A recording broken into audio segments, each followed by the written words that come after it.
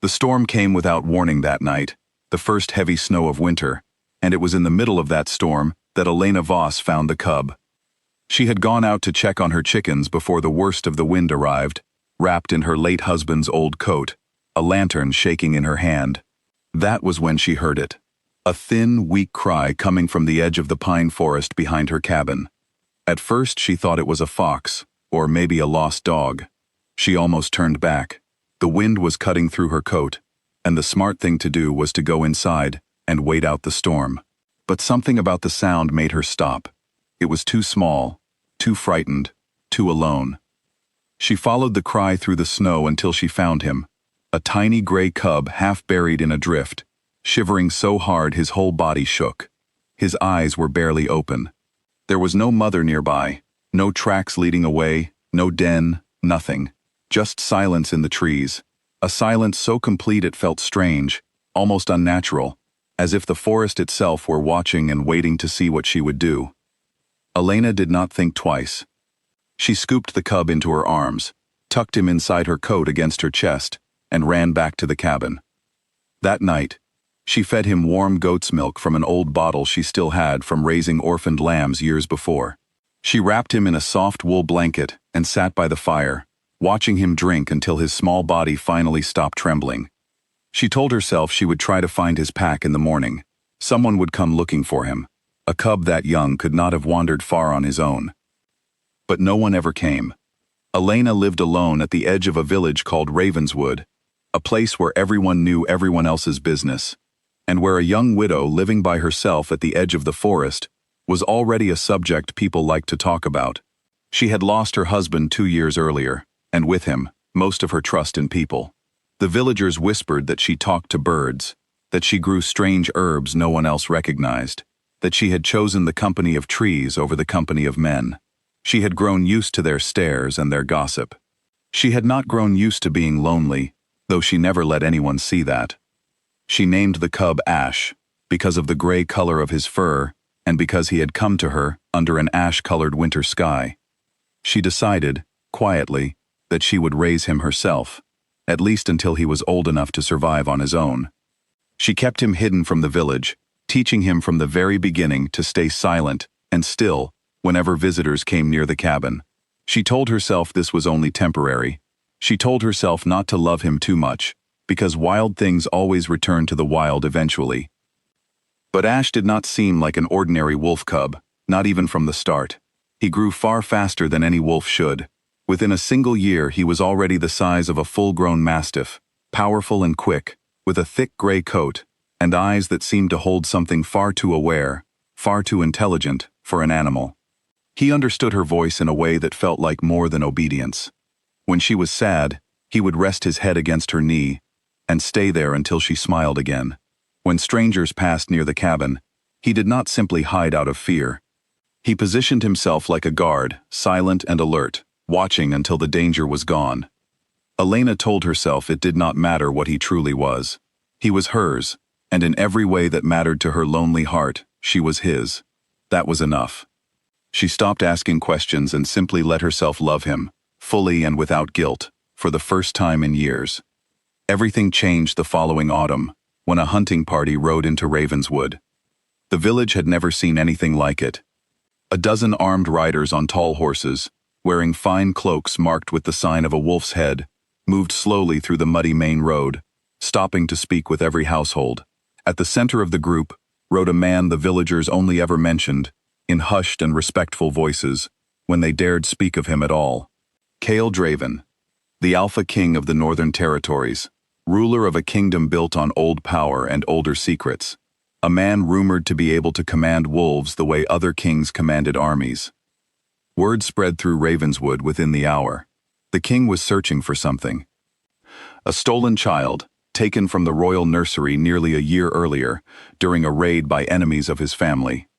The child, it was whispered, had been placed under a dark curse in the chaos of that night, twisted into the shape of a wolf cub by a dying enemy's final spell, small and helpless, and easily lost in a kingdom full of forests, just like the one behind Elena's cabin. Elena heard the rumors from a neighbor who came rushing to warn her, breathless, saying the king's men were questioning everyone at the edge of the village, working their way steadily toward the forest. Elena's heart went cold. She looked at Ash, resting peacefully by the fire, and for the first time in a year, she let herself truly wonder what he was. She did not have long to wonder. Within the hour, she heard horses outside her cabin. Kiel Draven dismounted before his men and walked toward her door alone. Elena stepped outside to meet him, her hand instinctively resting on Ash's head as the great wolf came to stand beside her, tense and alert. The moment Kale saw him, he went completely still. He did not need to come any closer to know. The scent reached him first, buried beneath a year of pine smoke, wood smoke, and goat's milk, but unmistakable to a nose that had memorized it since the day of his sister's son's birth. His nephew, the stolen heir his family had searched for through 11 long and painful months. The child everyone in the palace had quietly begun to fear was already dead. Kale knelt slowly in the mud in front of Ash, showing his open palms, his voice suddenly gentle, in a way none of the watching villagers, or even his own men, had ever heard from him before. "Hello, little prince," he said softly. "I have been looking for you for a very long time." Ash did not run. He pressed himself against Elena's legs, watching Kale with those strangely aware eyes, as though some buried memory, some forgotten instinct, were slowly stirring beneath a year of silence. Elena's hands trembled at her sides. In that single moment, 3 things became painfully clear to her at once. The boy she had raised alone, feeding him from a bottle meant for orphaned lambs, was not simply an animal. This powerful stranger had come to take him away, and somewhere, quietly, without her permission, some part of her already broken heart had just cracked further at the thought of losing him. Kale rose to his feet and looked at her properly for the first time, as if truly seeing her. A woman who had taken in a cursed and orphaned prince without asking anything in return. A woman who had risked her reputation, and quite possibly her safety, in a village that punished anyone different. A woman who had loved a wolf so completely that the wolf, faced now with his own blood kneeling before him, still refused to leave her side. Something shifted behind the king's careful expression. "You kept him alive," Kale said quietly, almost to himself. "More than that. You kept him good.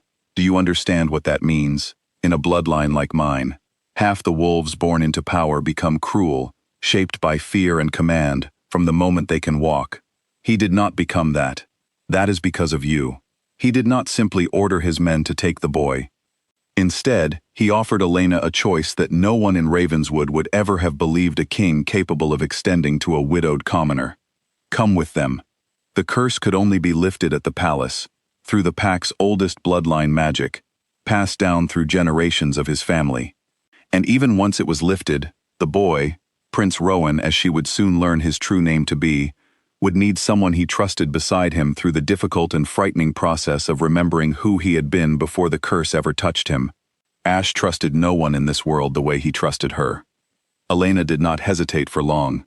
She looked down at Ash, who was already watching her with something close to pleading in his eyes, and she knew there was no real choice to make at all. She left Ravenswood before the week was over, the only home she had known for years, with nothing but a single wagon of belongings, and a wolf who refused every offer to ride separately from her the entire journey north. The villagers who had once whispered about her now watched her leave in stunned silence, unsure what to make of the strange woman who had somehow, impossibly, caught the attention of the Alpha King himself. At the palace, the curse broke slowly, and it was not easy for anyone to watch.